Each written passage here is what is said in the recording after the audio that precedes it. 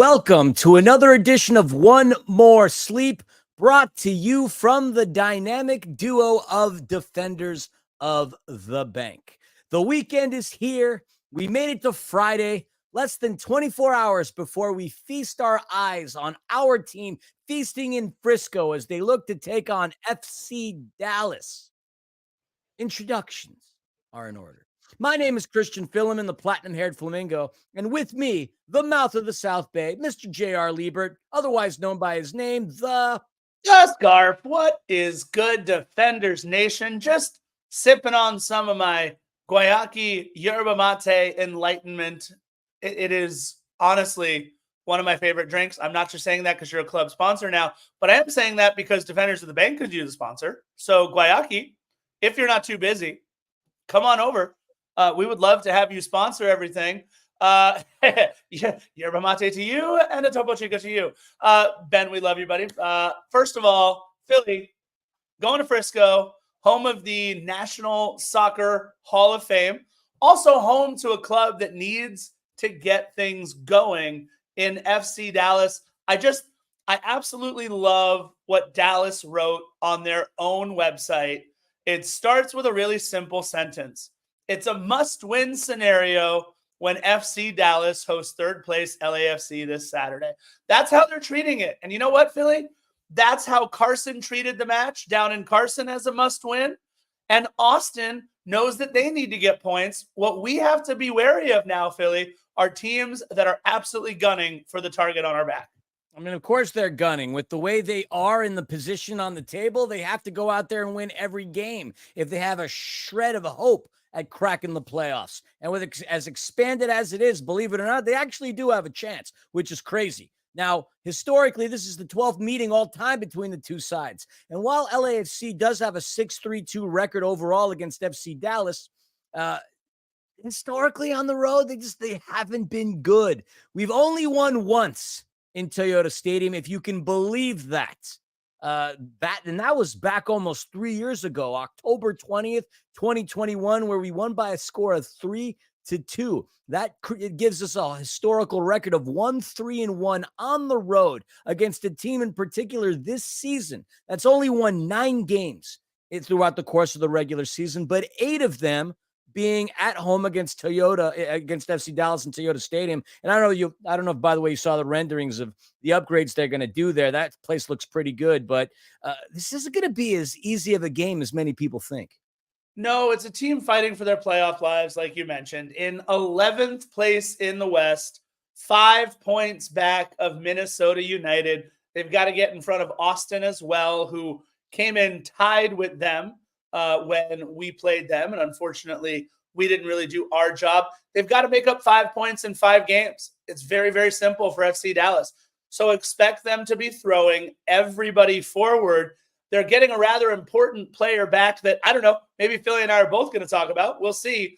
But it's one of those things that this is a club with all the talent, right? They've got Peter Musa. They've got Jesus Ferreira. They've got Alan Velasco. They've got plenty of pieces, and almost no club in the history of Major League Soccer does a better job at exporting their talent. Just the latest is Ricardo Pepi, but also Chris Richards and plenty of other guys who have gone on to play amongst Europe's best leagues. The problem is keeping that talent because they're in 11th place, and this should be a match where LAFC goes on the road and feels like they can take all 3 points. But Philly, the one thing I'm a little worried about was Steve Cherundolo's answer in the press conference that we highlighted on our last podcast about what he's going to do for this match. So it'll be interesting to see what Steve Cherundolo does with the lineup. Here's a question. Notice my on here is a little rough. Philly, you're doing your best Max Headroom C-3PO impersonation right now. Scarf, can you hear me at all right now? I can hear you a little bit. Oh. I may have to be right. Yeah, I'm gonna wax poetic about FC Dallas for just a minute. Look, it's not that I think this is going to be an easy game. It's not that I think this is a trap game. I actually think it's just a good old-fashioned end of the season Major League Soccer test on the road. You got one club in LAFC that is looking to propel themselves upward in the standings so that we can get home games in the playoffs. And you've got another club in FC Dallas that is looking to propel themselves upward in the standings so that they can get any game in the playoffs. And I'm saying this right now. This match doesn't matter. That's right. I'll say it.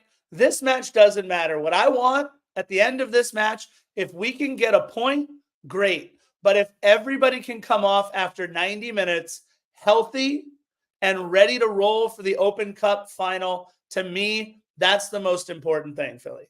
I can see you really well. You're back. Is this better now? Better.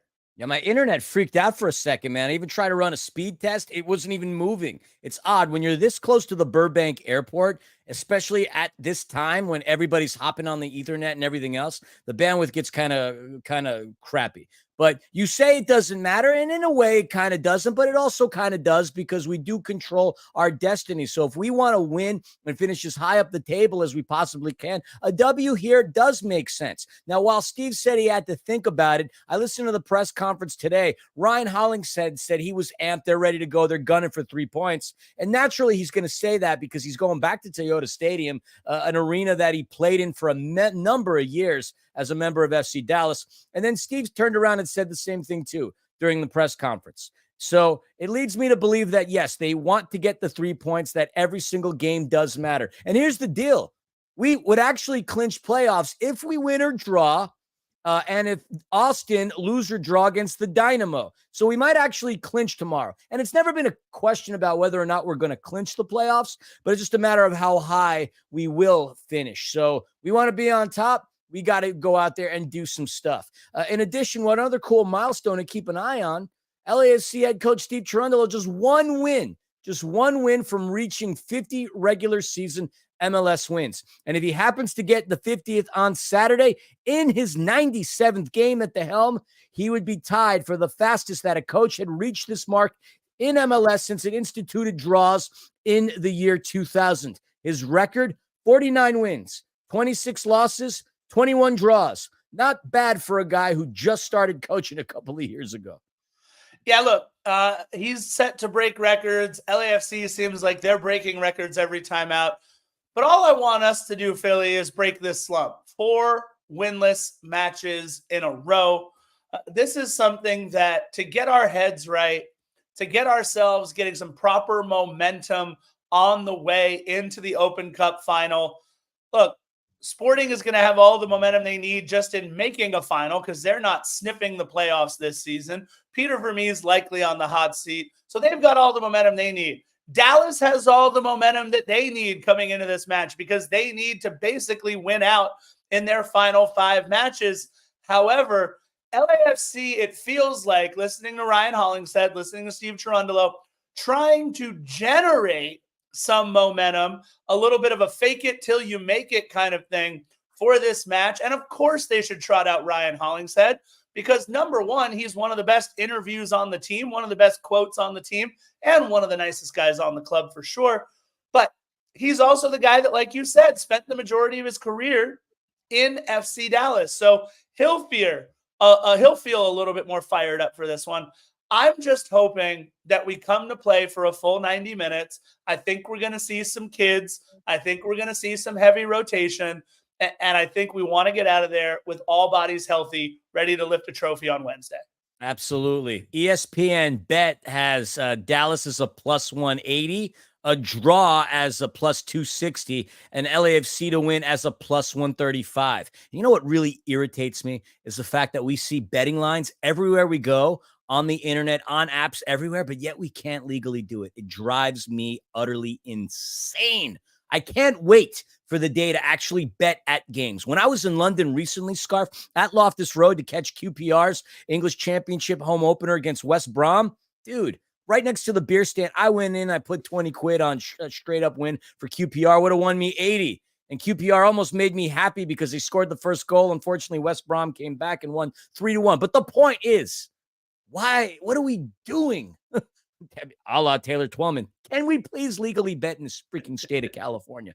But anyway, yes, FC Dallas, plethora of talent, like you said, a lot of really good players on their side. I know how much you love Martin Paz, and even though the PR report says he's out on international duty, he's actually back. So keep that in mind. We should get into our players to watch. And yes, you and I have, we picked the same player. So I'm curious to hear what you're going to say about him that I can't say differently. So here we go. And because of the way the slideshow is done, no dramatic input thingy. It's just straight up. Yeah, it's just straight up for me. Alan Velasco is the player that both Philly and I picked. So we'll both piecemeal on Alan Velasco. But let me first talk about Aaron Long.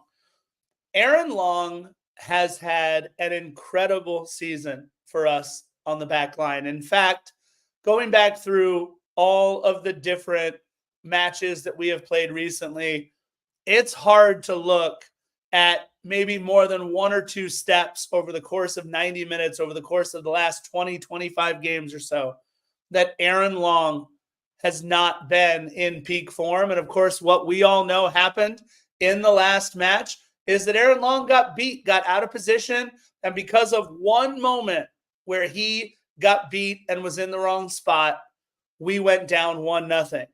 What I am looking forward to, as he is my player to watch, is watching the response from Aaron Long, because Aaron Long has been one of the silent leaders on our club on the back line. He has led by example. He has played exemplary defense on the back line all season. And honestly, a lot of people thought he might have, should have maybe been an all-star, or is now in the running for maybe a best 11 selection with the season that he has had. And I am really looking forward to the way that Aaron Long responds from one moment of difficulty, which cost us at least 2 points and a goal in that last match. Now, with Alan Velasco, look, I also collect a lot of cards, a lot of soccer cards out there, and I can tell you that one player a lot of people away last season, when the last year before Messi cards came out, when we were concerned about something other than a guy in a pink jersey, was a lot of people were putting cards away of Alan Velasco. He is young, he is talented, and more importantly, he is coming off of absolutely blowing out a knee. And that's the toughest thing to come back for if you are a soccer player. We've seen it with Eddie Segura. We've seen it with several other players. So what I am most intrigued about is everything that people collected his cards for: his offensive acumen, his speed, his ability to change on a dime. He's a guy that can put a lot of pressure on the defense. I'm looking forward to, because he just came back from a knee injury. He's getting himself back into game shape. I'm looking forward to Alan Velasco for that reason. And I want to see how he does. So we'll see what happens. Aaron Long, Alan Velasco, both bouncing back from different things. Genuine Cougar in the chat asks about Murillo. He's listed as out on the LAFC report. Just to add one more thing in regards to Aaron Long. He's only missed 3 LAFC games, regular season games this season. In those 3 games that he's missed, that would be Portland, Columbus, and San Jose. LAFC conceded 8 goals in that time period. Smirty, that report's for media. It's not something that gets shared out to the public, although I'm pretty sure you can find it. So yeah, that's how important Aaron Long is to LAFC's roster. Again, 3 games that he's missed, we've conceded 8 goals. That's sort of a big deal. I too chose Alan Velasco. He's only played 3 games this season, and he scored 1 goal. Obviously, because he hasn't been on the team playing since he blew out his knee against Seattle 307 days ago, last October 30th. He comes in against the Rapids on the 31st as a substitution, and then he goes on to score a goal against RSL on the 18th. In the 57 games that he's played for FC Dallas, he started 50 of them, 11 goals, 11 assists. So having scored a goal in his last game, it's obviously going to add to his confidence. In addition to everything that we talk about, the kid young. He still is a kid. In his past, he got called up to the Argentinian youth national team, played on the U15, U17 sides, won the South American championships for the U17s in 2019. And more importantly, something that Panda would love, he has 2 dogs named Betsy and Goro. So if you're not thrilled about that, and I knew for a fact I would at least have something on my report that Scarf doesn't, I'm so happy I found that one. That's a reason enough to think Alan Velasco is a player to watch. Look, it could have been Musa. That guy's obviously an elite scorer. It could have been Ferreira. It wouldn't be Paxton Pomykal because I know he's not going to be playing. It could be Du Bois. Sebastian Lletget usually seems to have a good game against LAFC. But yeah, Scarf and I are on the same page with this. Alan Velasco. Yeah, Peter Musa, by the way. We have to say his name at least once or twice, right? Dude has 14 goals.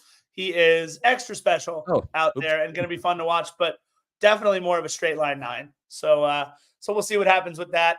I didn't move my slides, and Matty Bogusz actually wasn't my player to watch. I honestly think it's Olivier Giroud, and mainly because of this, Scarf. Before we move on to keys to the game, when we were down in the press conference, like we waited for a while for Steve to come out.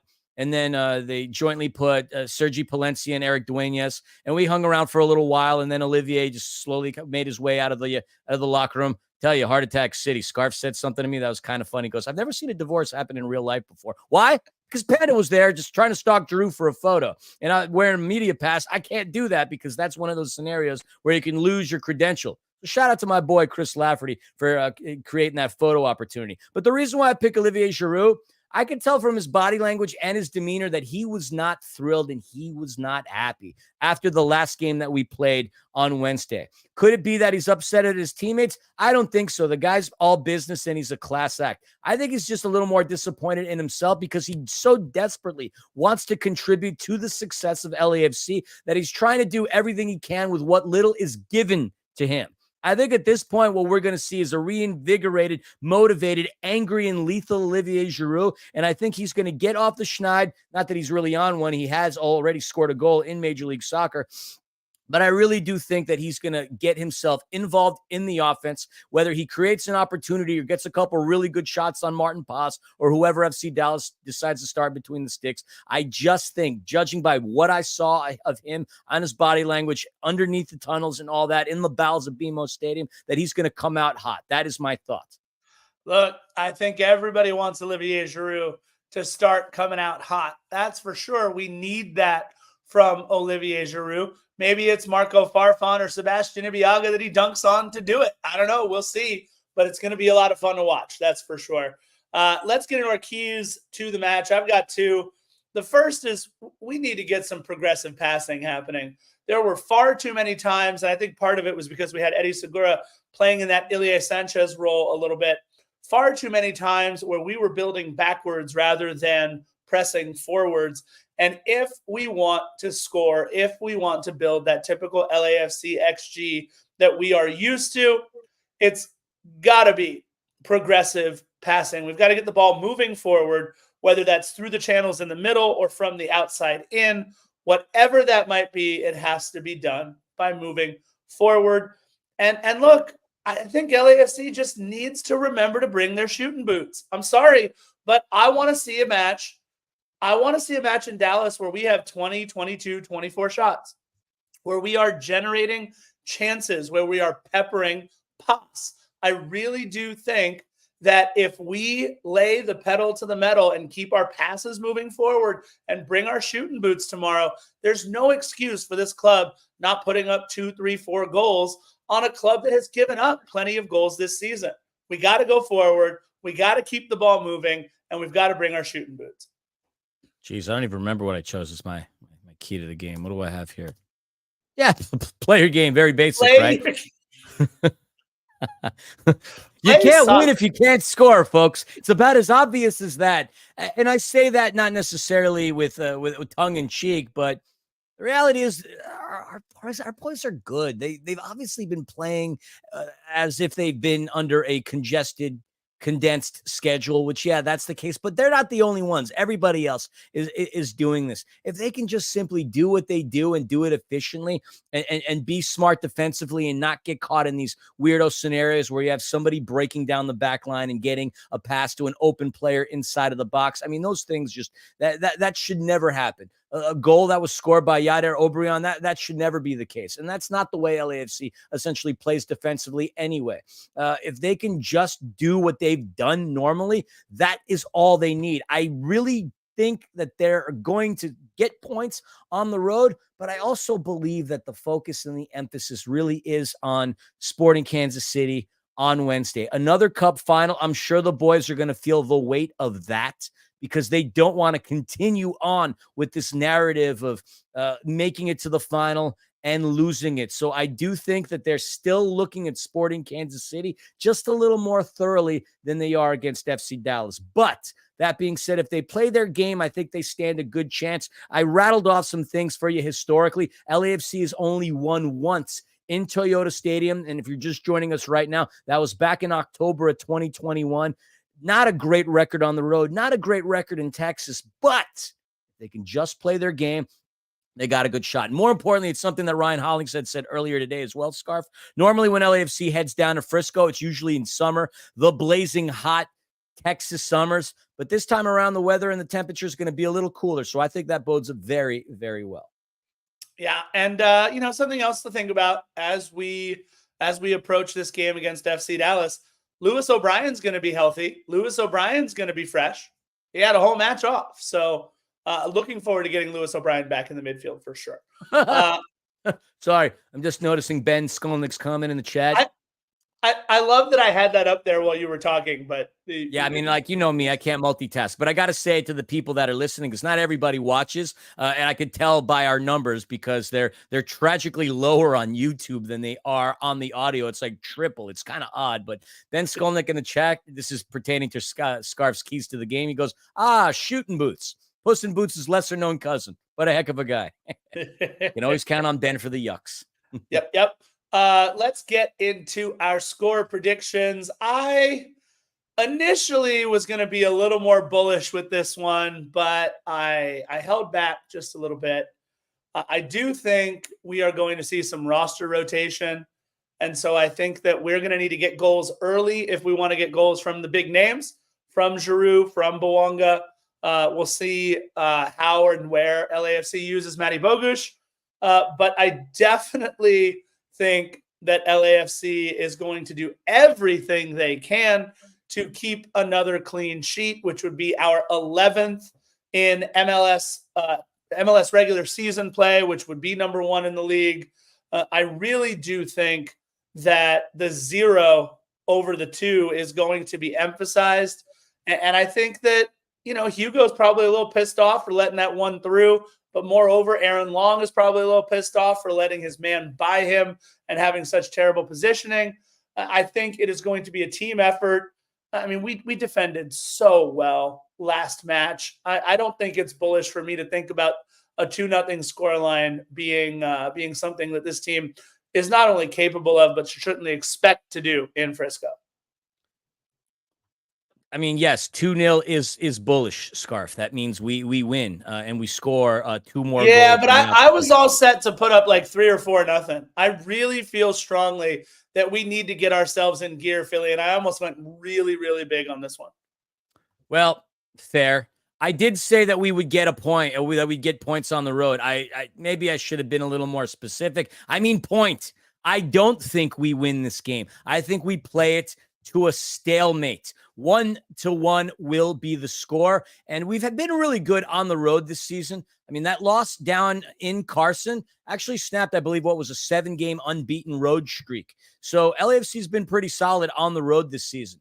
But with Toyota Stadium being a house of horrors for the black and gold, historically speaking, I don't think we break that streak and get our second win of all time ever down there. But that being said, I don't think we necessarily lose either. I just think we prepare ourselves as best as we can because, in my opinion, and I believe in everybody's opinion, the millions and Steve and the team, Wednesday is the game that the focus is on. Sporting Kansas City, who has been abysmal on the road, and LAFC with a chance to add another trophy to the cabinet. That game just matters more. So LAFC gets the point, but not the win. All right. Well, you can address all of your complaints to at PhiloMonster35 on Instagram and at DOTBPhilly on Twitter for his 1-1 draw.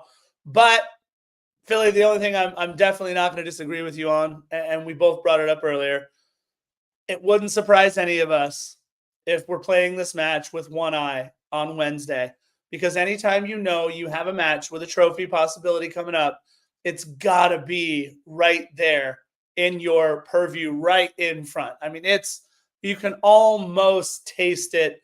And to have gotten this far in the tournament, to make it to a final, LAFC knows far too well the pain of making it to a final and then not pulling through. If we want to reverse the narrative, it's got to start on Wednesday. And I think it may have already started in the backs of some of these guys' minds and in Steve Trundle, because that answer in the press conference, again, was so telling when he was asked by Josh about, hey, for this match at FC Dallas, are you going full speed ahead, best 11, let's get 3 points on the road? Or are you going to maybe shift your focus to Sporting on Wednesday and use a little bit more of a rotation? And his answer, instead of saying, no, we're going to put a roster out there that'll allow us to get 3 points, will be as competitive as we possibly can in Dallas, his answer was simply, I just don't know yet. I haven't looked at enough stuff. We haven't gone to the drawing board yet. I just don't know. And I think that's pretty telling, Philly.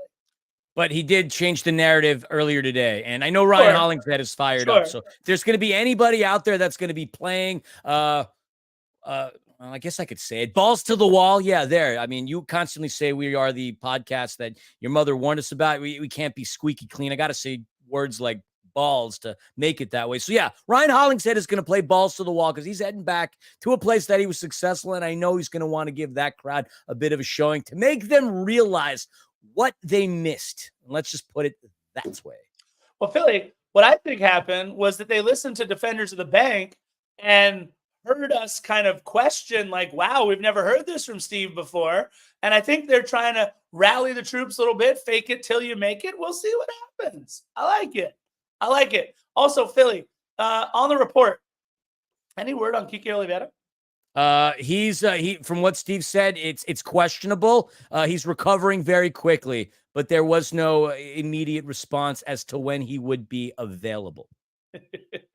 Sounds good. I love. They're very good about keeping mum about a lot of this stuff, but if you notice, they haven't used the verbiage that they used all of last season, which was questionable lower body extremity. That was on every single report. This one is just a little less vague. It's a leg. I love it. And Mendo, we can't wait to see you in Founders Club as well. I've got 2-0 because I don't know. Maybe I want it.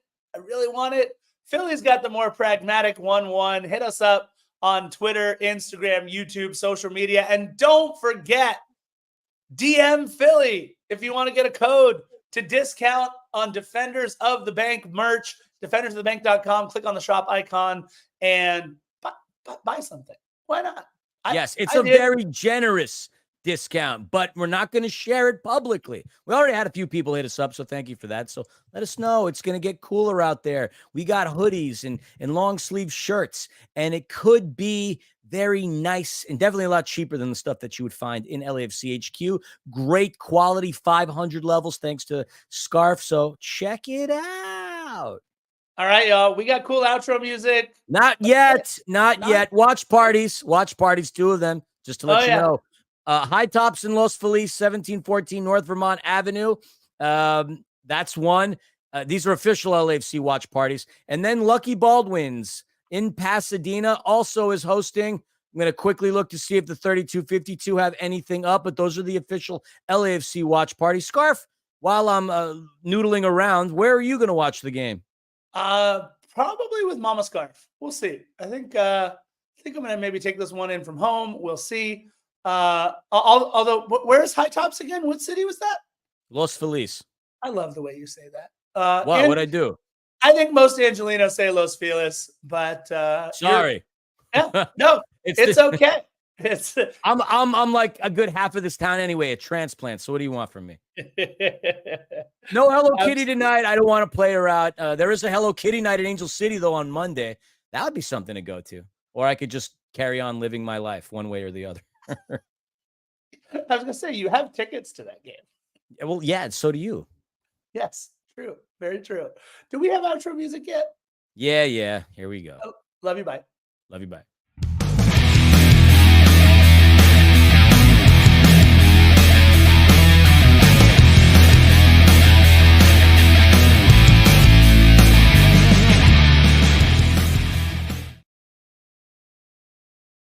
And yes, defenders, we do say I love you to one another. It is okay to say I love you to some of your best friends because that's what you got to do. That's what we do. So there. Now I can end the stream. Why do you get to come back on? Because I have the controls. Oh, okay. Bye. Bye.